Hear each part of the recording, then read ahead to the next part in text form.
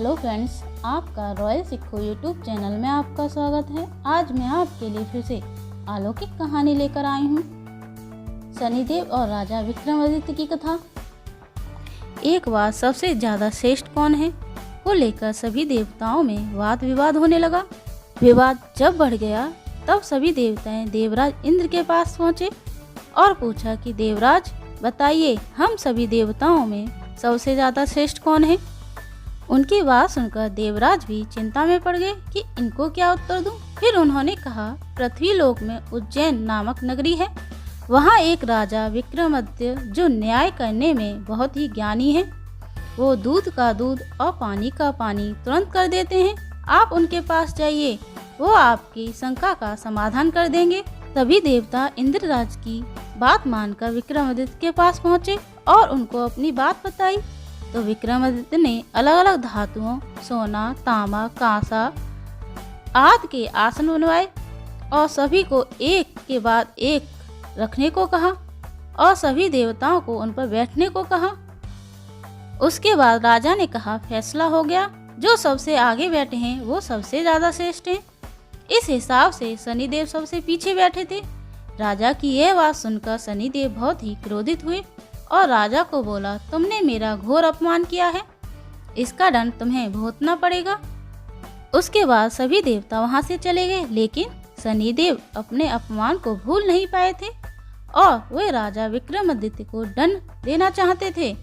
एक बार शनिदेव घोड़े की व्यापारी का रूप धरकर राजा के पास पहुंचे। राजा को घोड़ा बहुत पसंद आया और उन्होंने वो घोड़ा खरीद लिया। फिर जब वो उस पर सवार हुए तो घोड़ा तेजी से भागा और राजा को जंगल में गिराकर भाग गया। राजा विक्रमादित्य जंगल में अकेले भूखे प्यासे भटक रहे थे। भटकते भटकते राजा एक नगर में पहुंचे।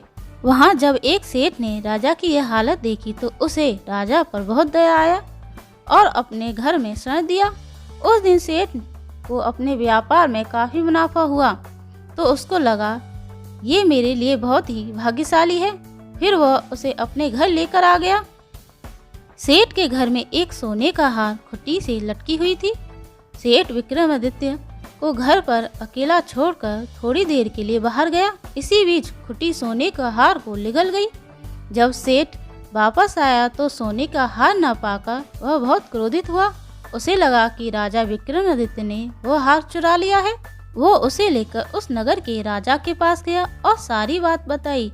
राजा ने विक्रमादित्य से पूछा कि यह सच है। तो राजा विक्रमादित्य ने बताया कि वो सोने का हार खुट्टी निगल गई, जिस पर राजा को भरोसा नहीं हुआ और राजा ने विक्रमादित्य के हाथ पैर काट देने की सजा सुनाई। फिर विक्रमादित्य के हाथ पैर काट कर नगर के चौराहे पर रख दिया। एक दिन उधर से एक तेली गुजर रहा था। उसने जब राजा विक्रमादित्य की हालत देखी तो वह बहुत दुखी हुआ।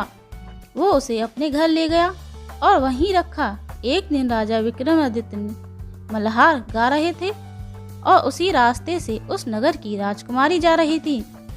उसने जब मल्हार की आवाज़ सुनी तो आवाज़ का पीछा करते हुए विक्रमादित्य के पास पहुंची और उसकी यह हालत देखी तो बहुत दुखी हुई और अपने महल जाकर पिता से विक्रमादित्य से शादी करने की जिद करने लगी।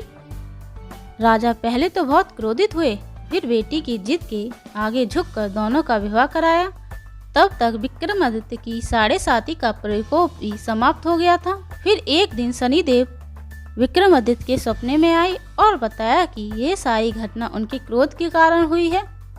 फिर राजा ने कहा, हे प्रभु, आपने जितना कष्ट मुझे दिया उतनी किसी और को न देना। तो शनिदेव ने कहा, जो शुद्ध मन से मेरी पूजा करेगा, शनिवार का व्रत रखेगा, वो हमेशा मेरी कृपा का पात्र रहेगा।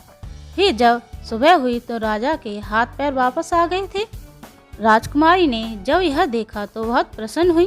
फिर राजा और रानी उज्जैन नगरी आए और नगर में घोषणा करवाई कि शनिदेव सबसे श्रेष्ठ हैं। सब लोगों को शनिदेव का उपवास और व्रत रखना चाहिए। ओम शनिश्चराय नमः। ओम शनिश्चराय नमः। आपको हमारी अलौकिक कहानी कैसी लगी कमेंट करके बताएं और ऐसी अलौकिक कहानी सुनने के लिए मेरे चैनल को लाइक शेयर एंड सब्सक्राइब करें। Thank you.